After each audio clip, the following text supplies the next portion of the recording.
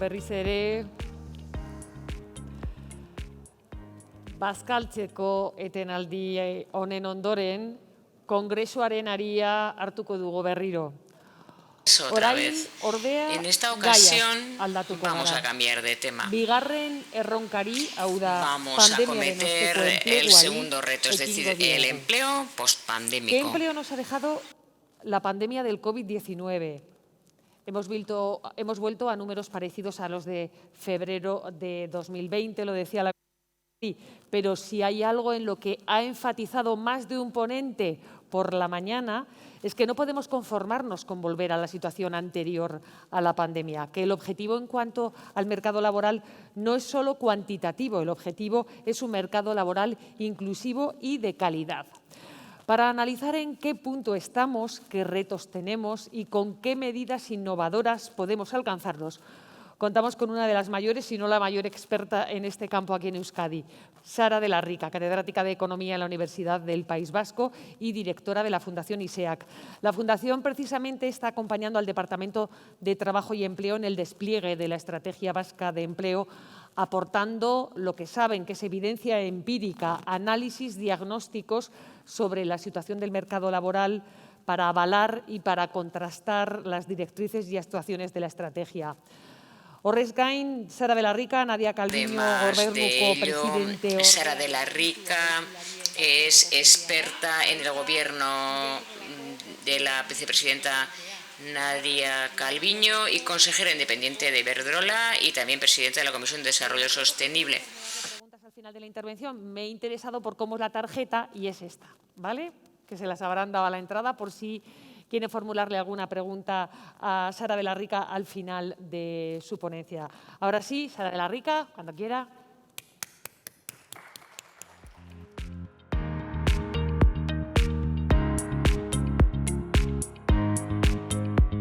Bueno, pues encantada de estar aquí.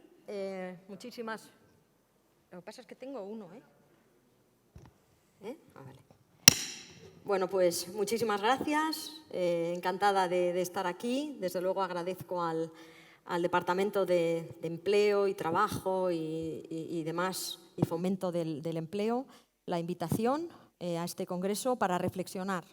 Yo creo que más que nunca hace falta que muchas cabezas pensando, muchas personas que vengan de distintos orígenes y procedencias, porque el mundo es complejo y porque realmente tenemos retos muy importantes. Entonces, no sé yo dónde tengo que darle para que esto me pase. ¿Ha pasado? ¡Ah! Pues espérate, porque se me han pasado unas cuantas. Vale, este es. Vale, entonces, ¿qué voy a hacer?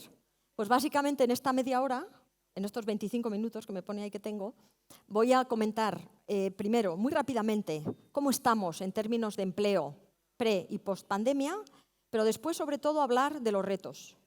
Y cuando hablo de retos, sí que diré algunos retos coyunturales, pero en mucha menor medida. Me interesan mucho más los retos estructurales, porque esos son donde realmente tenemos que poner todo nuestro empeño y, de alguna manera, descristalizar cosas que están bastante cristalizadas y, por desgracia, no son buenas o no son positivas.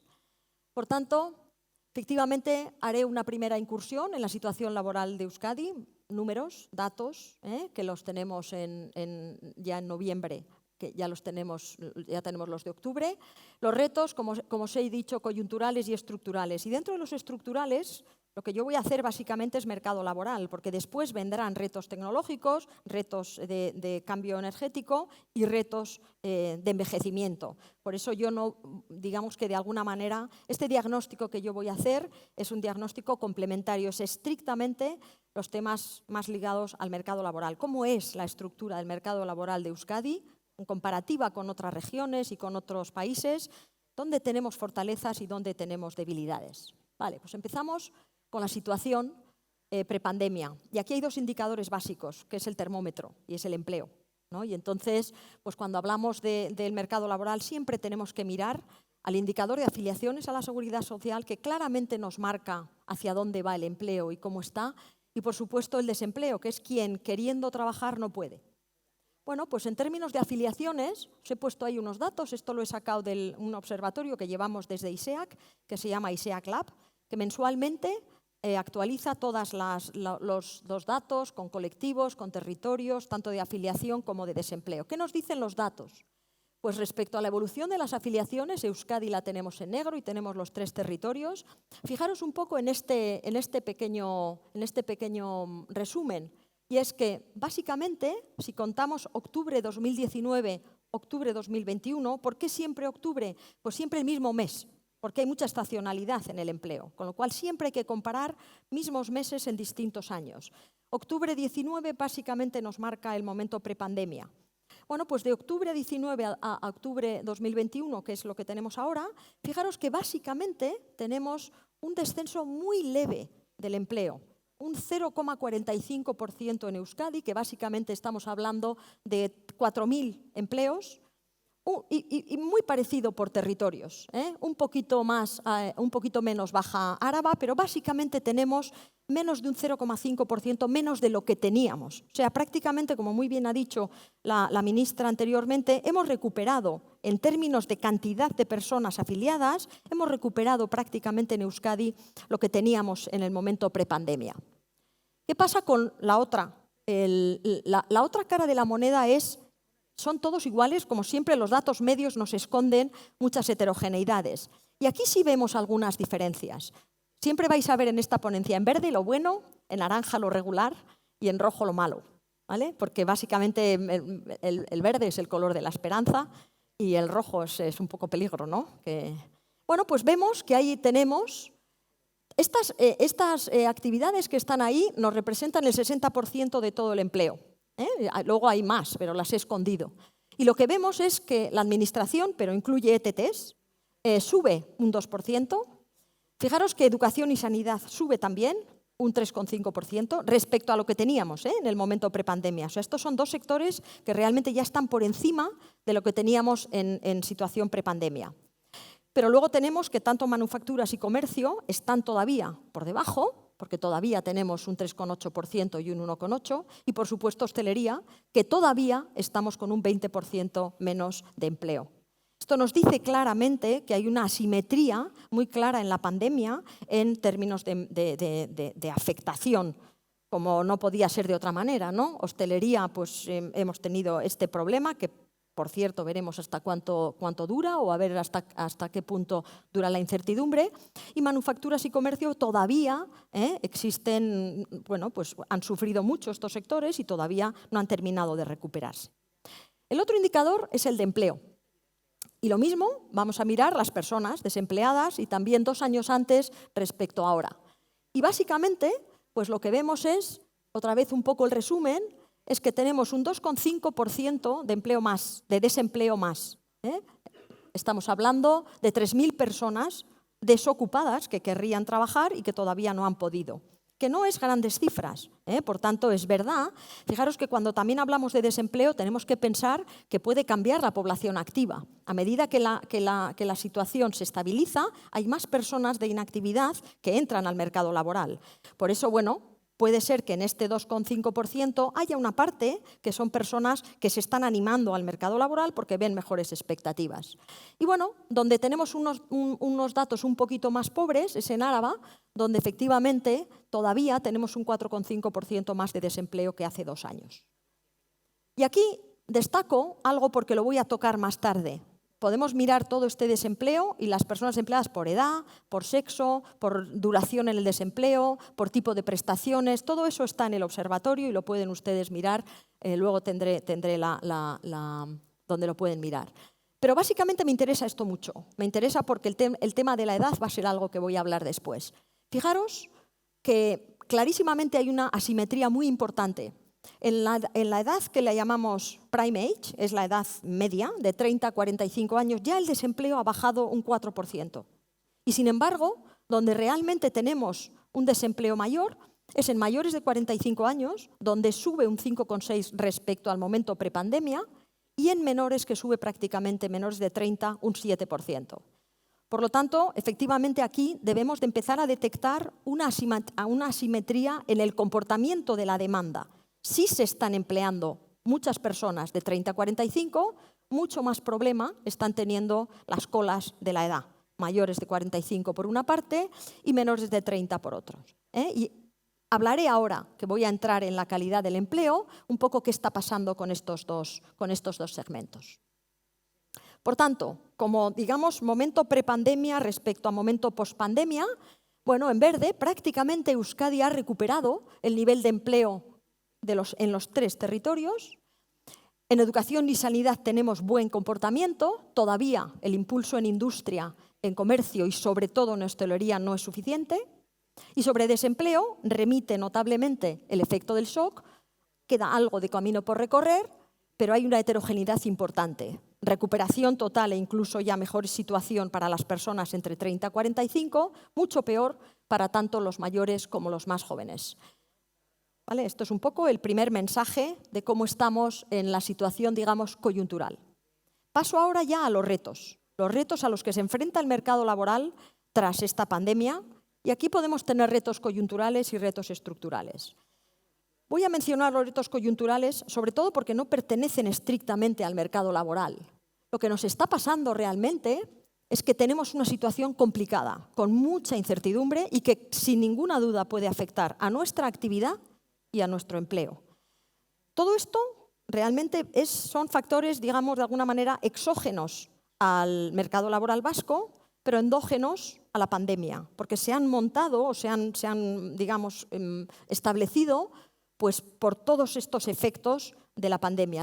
El primero, pues el bloqueo de las cadenas de suministro, que están provocando colapsos, por ahora importantes. Entonces ahí hay gente que dice que van a durar poco, ojalá, y hay gente que dice que no van a durar tampoco, con lo cual se genera incertidumbre. ¿Qué es lo que pasa?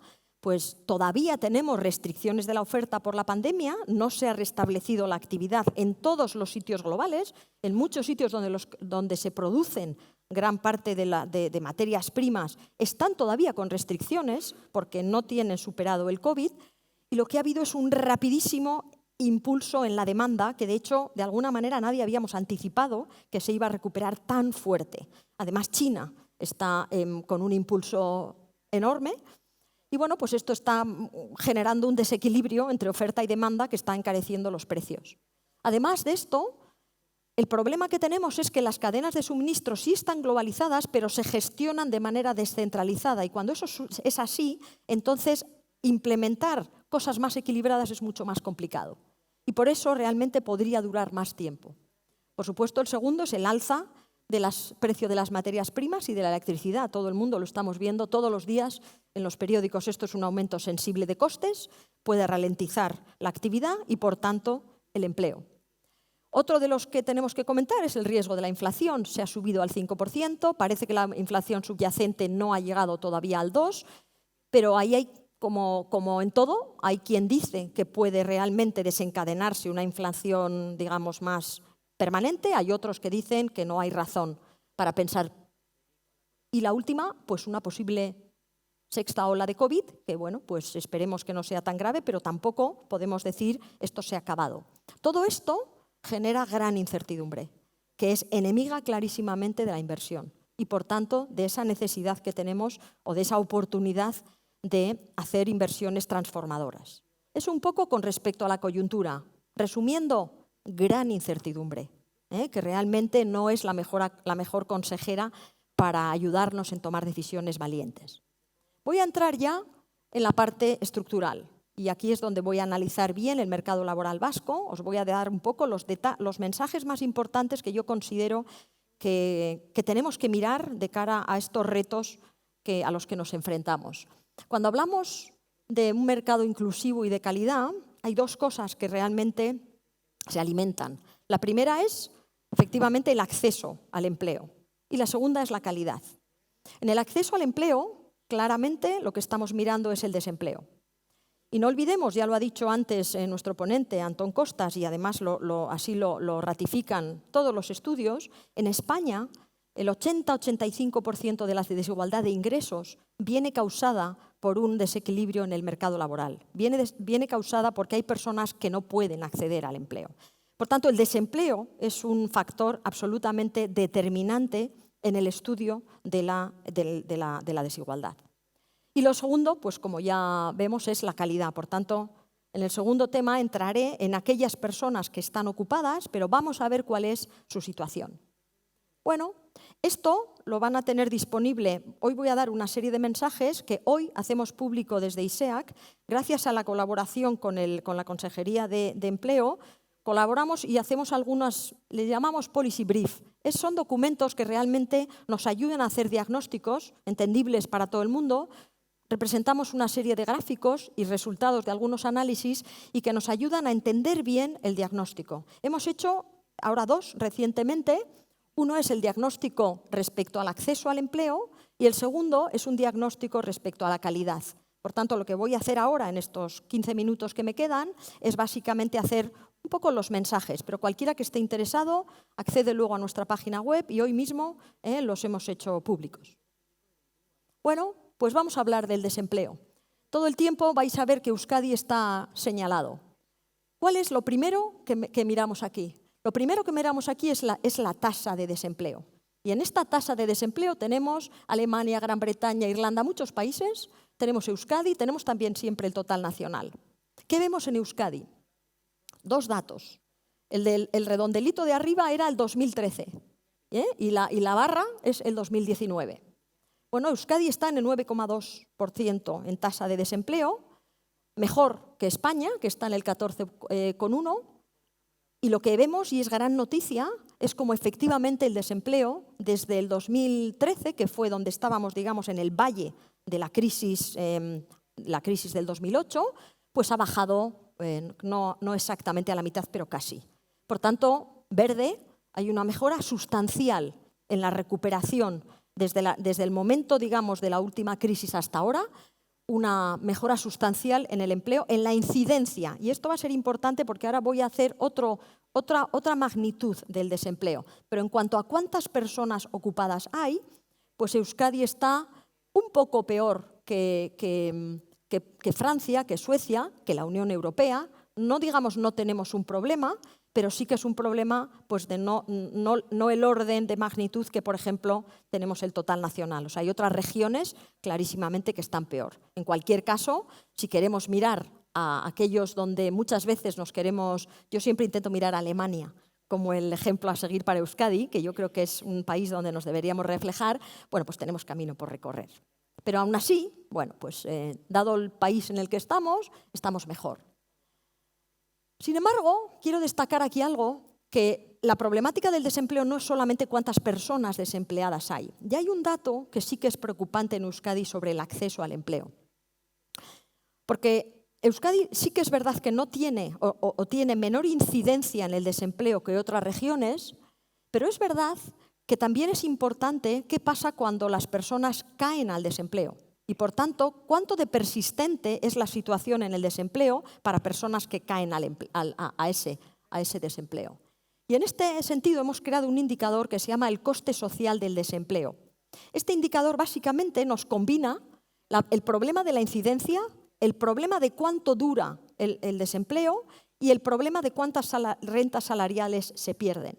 Y en este indicador, Euskadi no queda bien.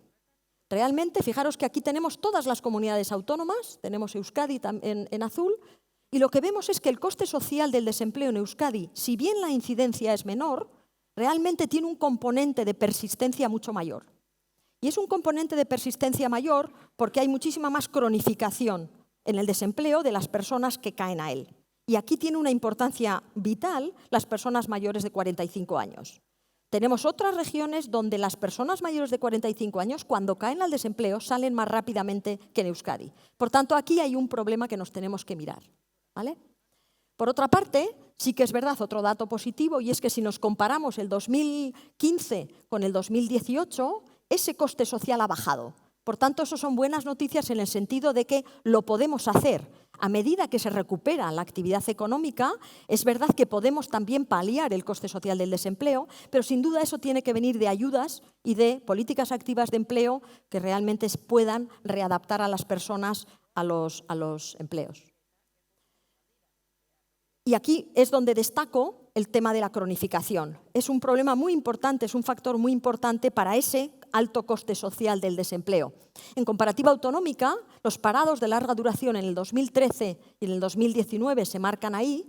Y aquí sí hay un dato que es que respecto a España, fijaros, Euskadi tiene un indicador de cronificación mucho mayor. Ese 48,8 nos dice que de cada persona desempleada, el 48,8% lleva más de un año.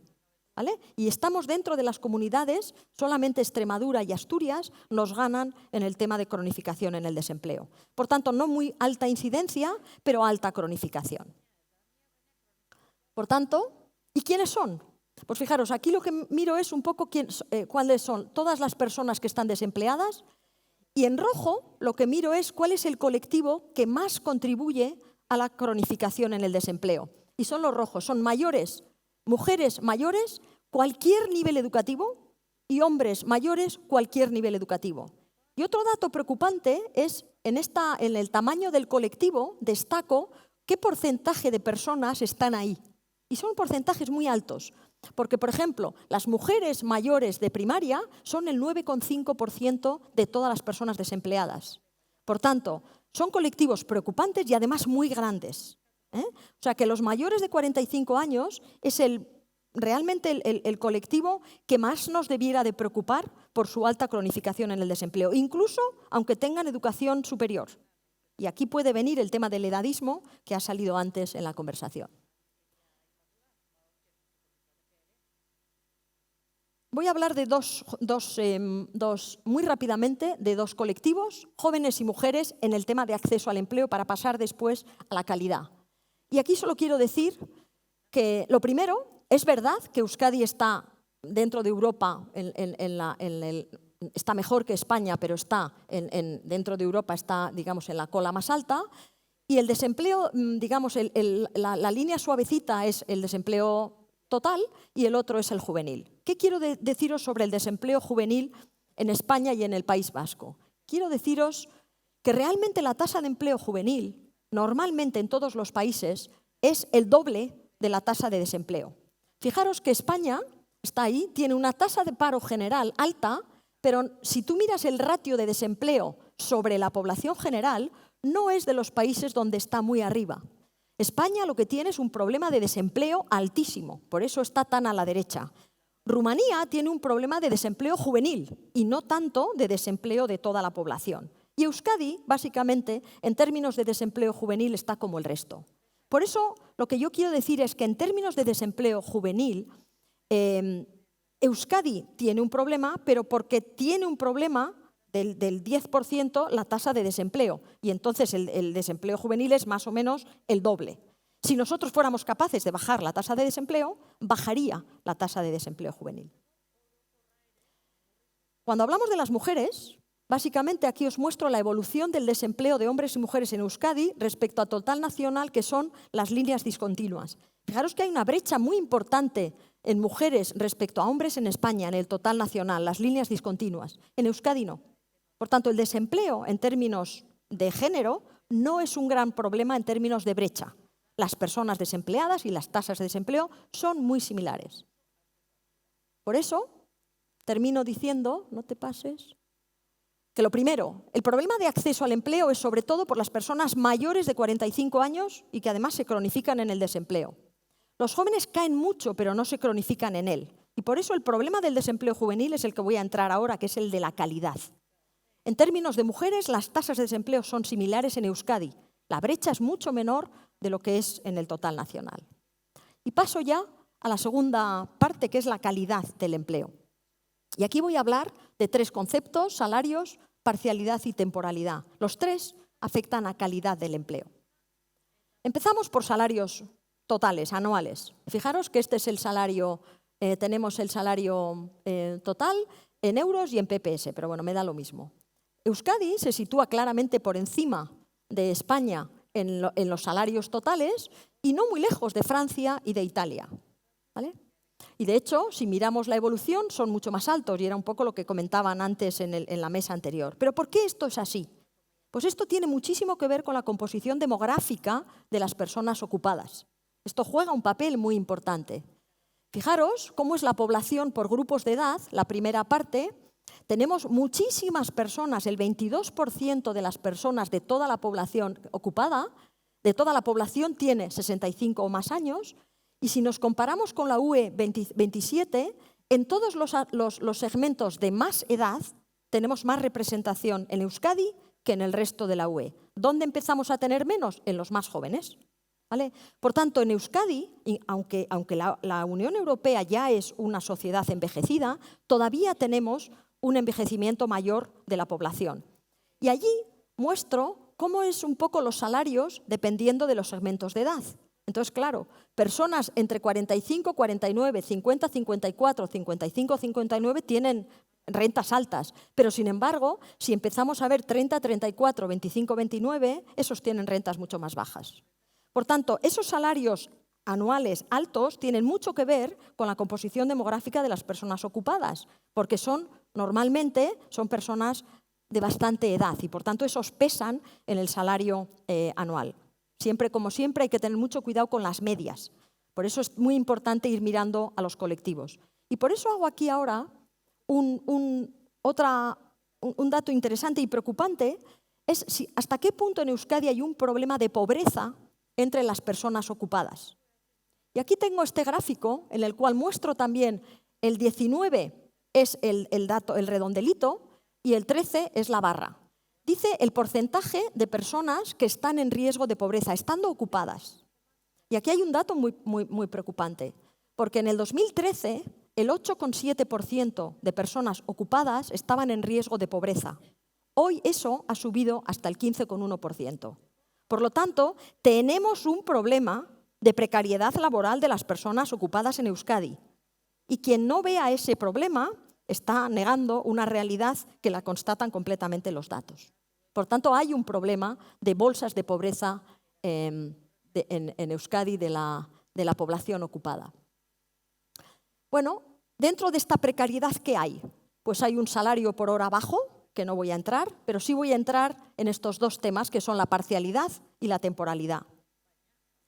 La parcialidad no es muy alta. Fijaros que aquí, si yo miro en el total del porcentaje de parcialidad, Holanda es la campeona de la parcialidad, 46,8%, Euskadi tiene un 16,7% de parcialidad, no es alta, pero si vamos al panel de la derecha es muy involuntaria. Esto solamente dice el 49,5% de personas que trabajan a jornada parcial le preguntan por qué y el 49,9% dice porque no puedo encontrar un trabajo a tiempo completo. Luego, si son mujeres, hay un 25% que dice que es que tienen que hacer cuidados. Por tanto, esto podría subirnos una tasa de involuntariedad encubierta. En cualquier caso, es bastante alta, mucho más alta que los países de nuestro entorno. Por tanto, no hay alta parcialidad en media, pero sí hay una parcialidad involuntaria alta. ¿Cuál es esa parcialidad que igual no es tan alta? Es de las mujeres. Ahí tenemos las tasas de parcialidad. Fijaros que el hombre es el negro y la mujer es la azul. Fijaros las diferencias. Estamos desde 2002. Tenemos una brecha de 18, casi 20 puntos porcentuales de mujeres en parcialidad y, como veis, altamente involuntaria.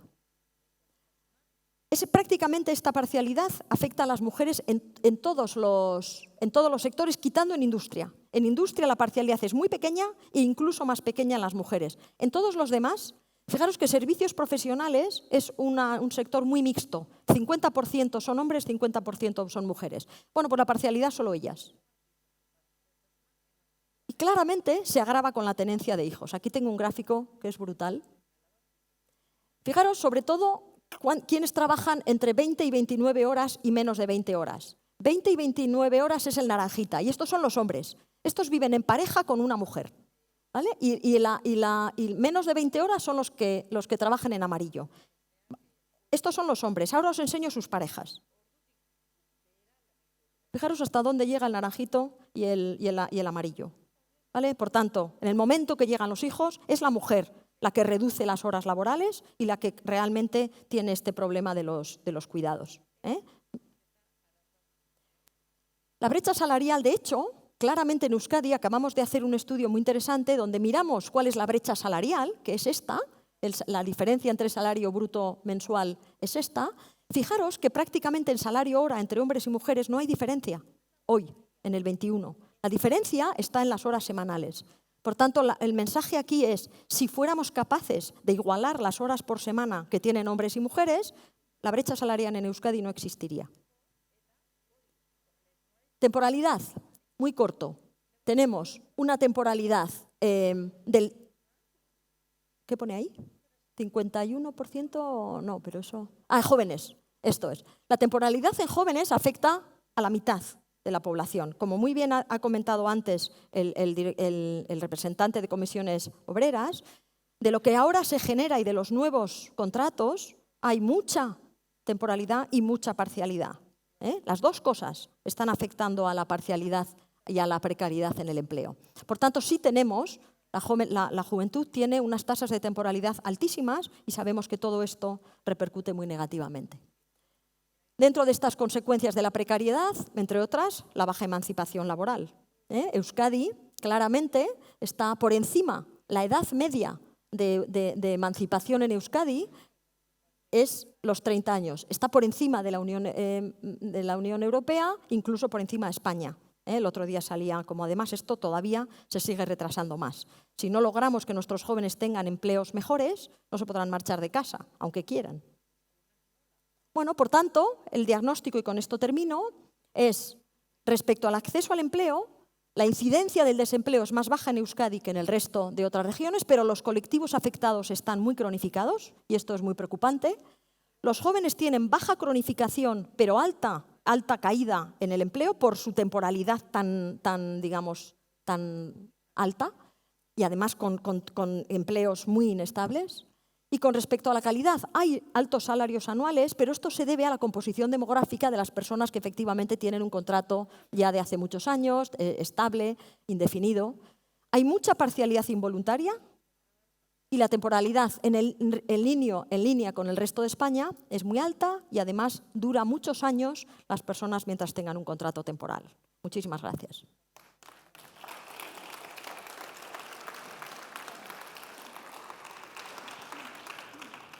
Qué ricasco, Sara, lo que nos has dejado aquí. Uf, menudo panorama. Para estudiar.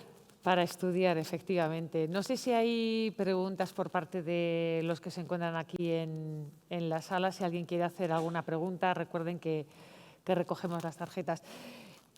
No sé si tienes alguna explicación de por qué aquí en Euskadi el coste social del desempleo es mayor. ¿Por qué aquí hay mayor cronificación que en otras comunidades autónomas? No sé si tiene que ver, si hay algún factor local, la estructura de nuestro mercado de trabajo, ¿qué lo puede explicar? Bueno, lo que le puedo explicar es que efectivamente aquí hay más de la mitad de las personas que están desempleadas son personas mayores de 45 años. Si tú miras los datos de Baleares, prácticamente la media de edad de personas desempleadas es muchísimo más bajo, ¿no? Entonces, ¿cuáles son los sectores que realmente generan mucho empleo? Y generan y destruyen, ¿no? Pues hostelería es clarísimamente. ¿Quién se contrata en hostelería? Gente joven, ¿no? Entonces, para las personas mayores hace falta otro tipo de empleos que realmente entre todos probablemente tenemos que pensar. Tampoco están siendo favorecidos por los cambios que están viendo. Hemos visto a muchas personas en Euskadi realmente cualificadas caer pues, de sectores como la banca, ¿no? Sectores como telecomunicaciones, personas con altos niveles educativos, pero también tienen ese problema de volver al mercado laboral. Por lo tanto, la composición de nuestras personas desempleadas es diferente y después la composición de lo que realmente aquí se genera en empleo también es algo diferente y no tenemos esos nichos tan altos de contratación como tienen otras personas, aunque si los tuviéramos, tampoco las personas mayores probablemente irían a ellos. Claro. Por tanto, sí tenemos que diseñar qué tipo de acciones tendríamos que hacer, inspeccionar muy bien el mercado y tratar de afinar muy bien a estas personas con qué tipo de cualificación podrían ir. Entonces, aquí hace falta entrar al bisturí. Hace falta realmente ir viendo para cada persona dónde está, porque tampoco puedes coger a una persona de 45 o 50 años y decir, pues mira, ¿sabes dónde tienes empleo? En Murcia. Pues no, porque tiene su vida hecha, ¿no? Con lo cual, son mucho más difíciles en este sentido de recolocar, ¿no? Pero un poco todas las cosas juntas. Las políticas activas de empleo necesitan modernizarse, hay que mirar muy bien a la demanda, a las empresas, y posiblemente hay ciertos compromisos sociales que entre todos deberíamos de impulsar para que esas personas, o muchas de ellas, vuelvan realmente al mercado laboral. Bueno, de políticas activas ya hablaremos luego. Creo que hay una pregunta. Pues sí, soy un poco torpe, o sea que si me la das mejor, efectivamente.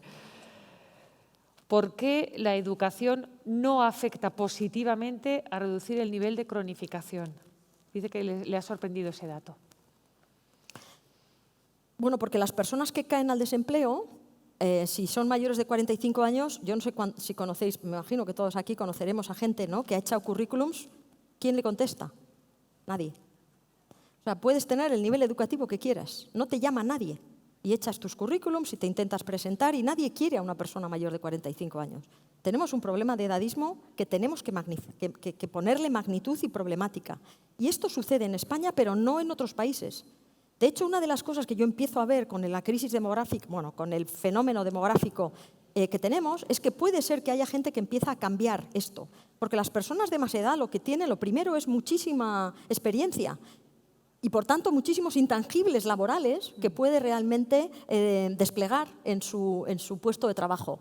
Por otra parte, tampoco tienen ya esa necesidad de cuidados que otros segmentos de edad tienen. O sea que son un colectivo, y sobre todo si tienen cierta formación, quizá los otros colectivos tienen ese problema añadido de falta de competencias. Pero las personas con estudios superiores o con formación profesional que han caído al desempleo no les llama nadie. Y esto es lo que realmente tenemos que ver cómo cambiar. Bueno, pues Sara, luego volvemos a contar contigo para moderar la última mesa de la tarde, así que si te parece, les pedimos con un aplauso, Sara de la Rica.